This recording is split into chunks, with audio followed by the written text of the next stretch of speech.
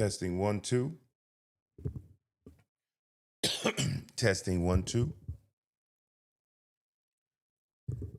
Peace and blessings, everybody. This is Damon K Jones here, and welcome to another edition of the Publisher's Desk.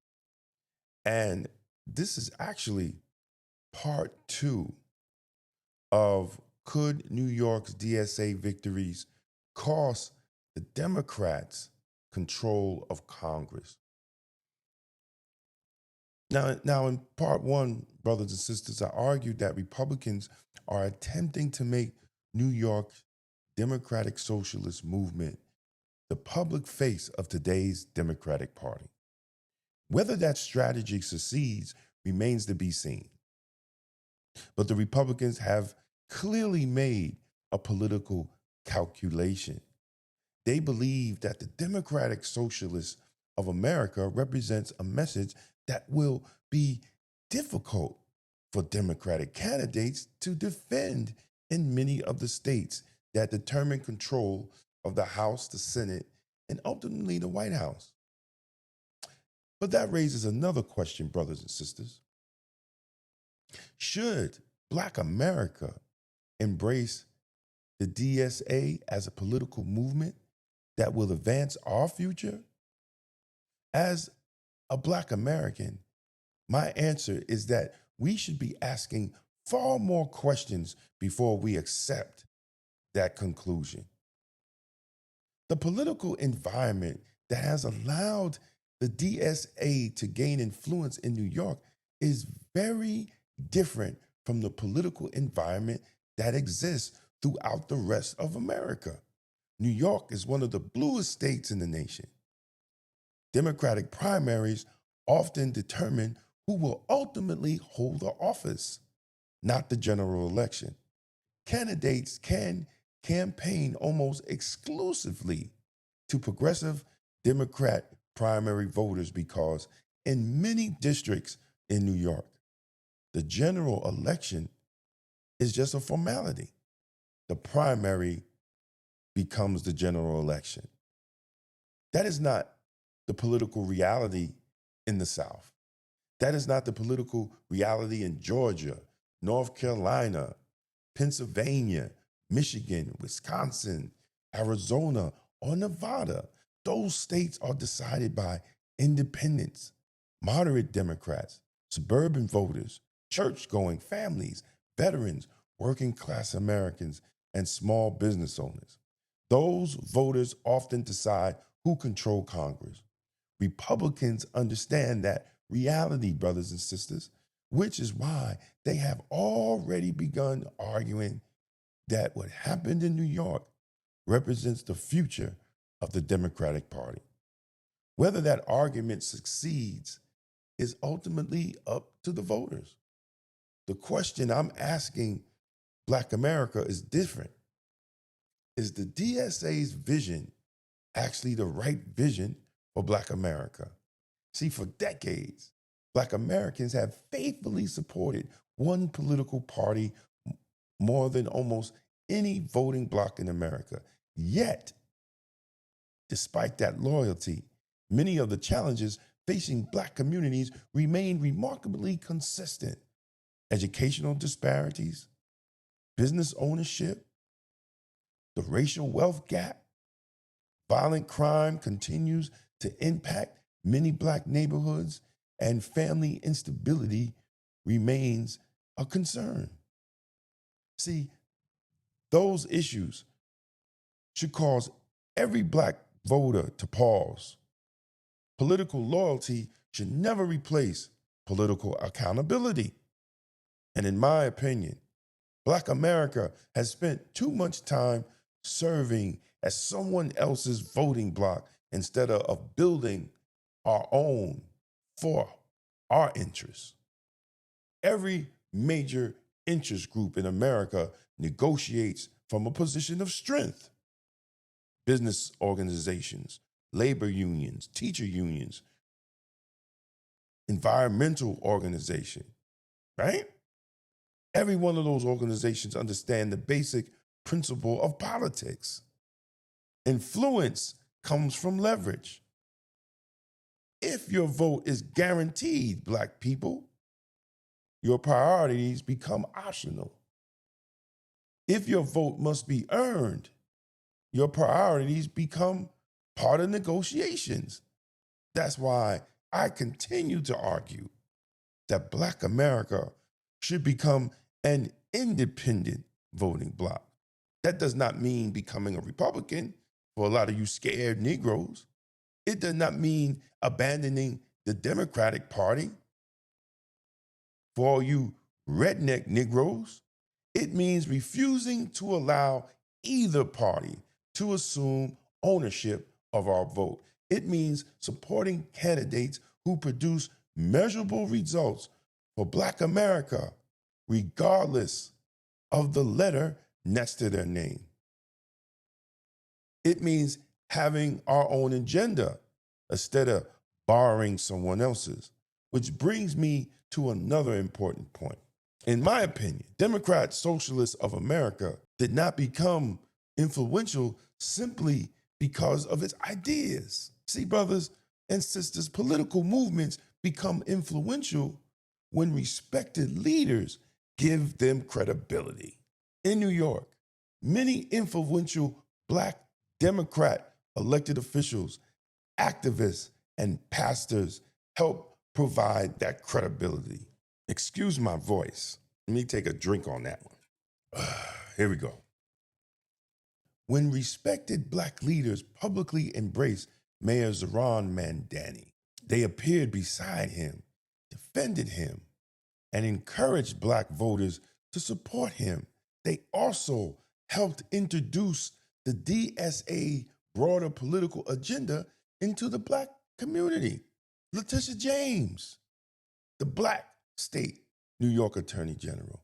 Reverend Al Sharpton, And then when I was up in the Black Hispanic caucus in Albany, Black folks treated Zohran Mamdani like he was Jesus. And my opinion is also that leadership carries responsibility.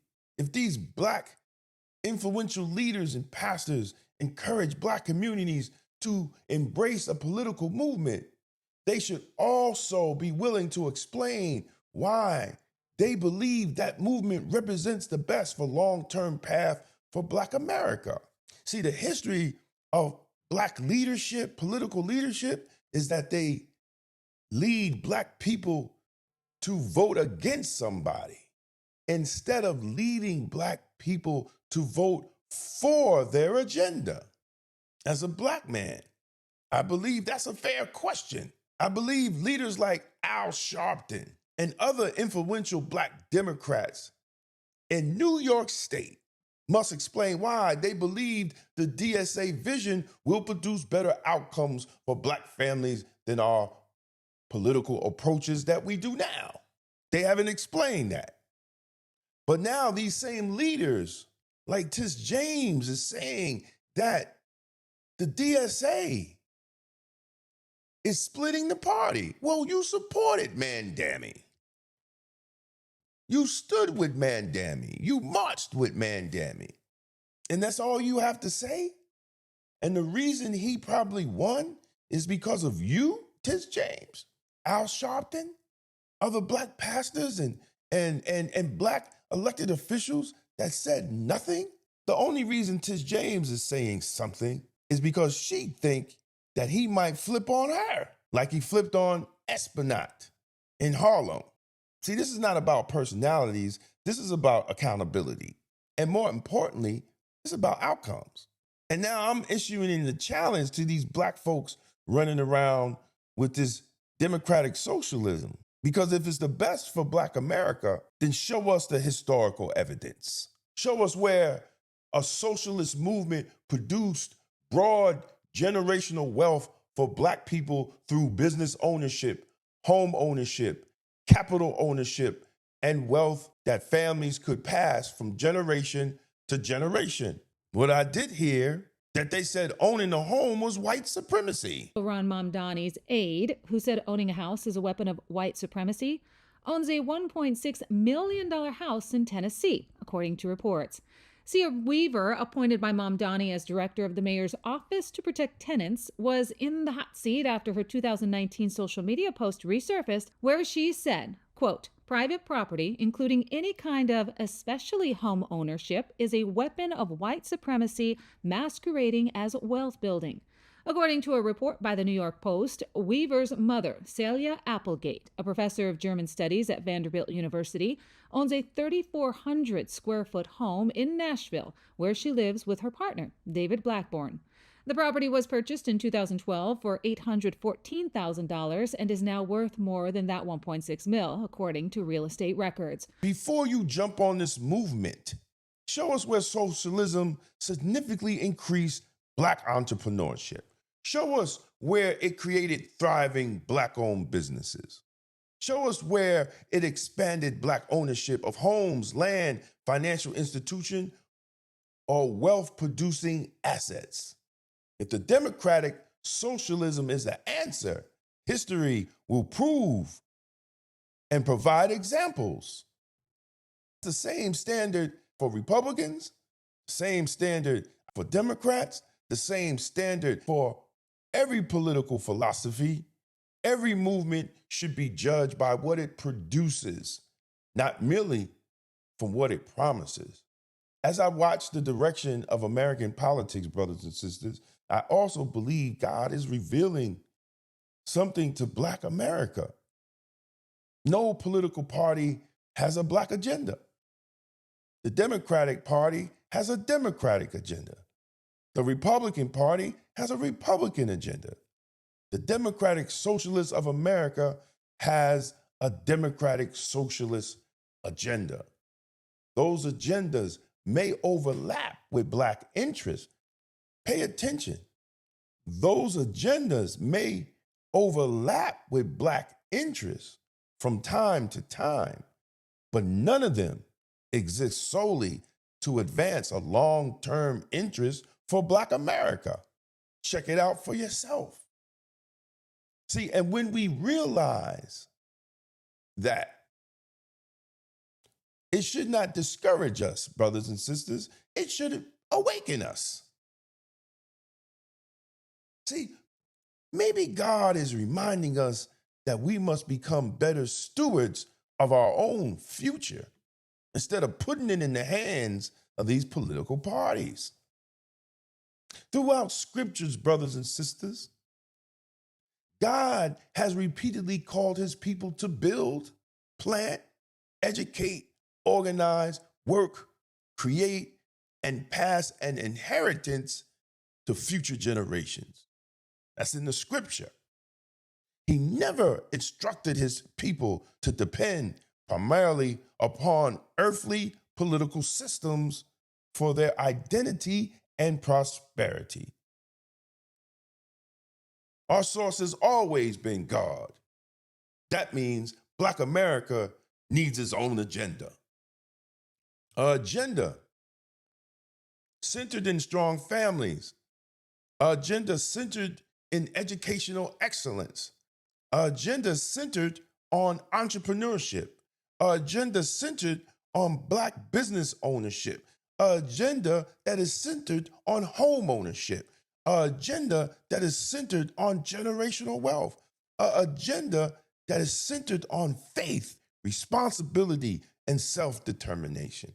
Politics should help advance that agenda, but politics should never replace that agenda, brothers and sisters. Far too long we have waited for political parties to solve problems that ultimately require leadership within our own communities. Government has a role, but government cannot replace fathers. It cannot replace churches. It cannot replace entrepreneurship. It cannot replace strong families. It cannot replace communities that are willing to invest in themselves. That's why I believe the future of Black political power will not be found in becoming more dependent upon either political party. It will be found in becoming more independent from these political parties. when Black America develops its own agenda and negotiates from a position of strength, both parties will have to compete for our support instead of assuming that they already have it. And if you follow me, you know I drop scripture on this because I believe God is trying to tell us something. And in Psalms 118:8, it says, "It is better to trust in the Lord than put your confidence in man." See, that verse is not an argument against civic engagement. It's a reminder about priorities, brothers and sisters. God is our source. Political parties is not. When we understand that truth, we will stop waiting for others to define our future, and we will begin to start building it ourselves. Now, if you like what you heard, please, brothers and sisters, like and share. Please comment. How do you feel? Should we have our own Black agenda? Should we move in local, state, county, and federal election? We should move in voting blocks and vote for those who support our agenda. Huh? Now, many say, well, Brother Damon, what's the Black agenda? Please follow and we'll have that discussion on what the Black agenda is and what the Black agenda should be. And go to blackwestchester.com. It's the news with the Black point of view, so you can see what's going on and read some of the new articles that we have up there. And as always, I thank you. Please like, share, stay safe, stay blessed, and stay Blacktastic. Peace out. Black America, political loyalty without results is not power. Sign up and get your free ebook by Damon K. Jones. A seat at the table is not power. Building the table is. This book exposes how political dependence weakened our communities and lays out a blueprint for Black economic, political, and institutional sovereignty. If you're ready to move from symbolism to ownership, this is for you. Download it free today. Follow Damon K. Jones on YouTube and stay connected to empowering conversations that challenge the mind, strengthen the spirit, and uplift the community. Subscribe to Black Westchester YouTube and at Damon Jones on YouTube for powerful content on life, culture, community, faith, politics, health, and truth that makes you think for yourself. If you're serious about political clarity and independent thinking, this is for you. The Political Thought Bundle includes 3 full books, all personally singling. Democrats and Republicans, the Ultimate Gangbangers, breaks down how the two-party system operates like a legalized street war for power. Emotional Politics, Logical Failure exposes how emotion has replaced strategy in Black political engagement. Tolerance is for Cowards lays out a blueprint for extended policing and community-led public safety rooted in outcomes rather than slogans. 3 signed books. One bundle, $60. That's a $75 value, and you're getting signed copies included. This isn't left versus right. It's results versus rhetoric. Go to twosteppublishing.com and secure your signed Political Thought Bundle today. It's going to be Blacktastic. For more than a century, Black America built its own economy under segregation, under discrimination, and under conditions most people today cannot imagine. We built businesses. We built banks. We bought land and property.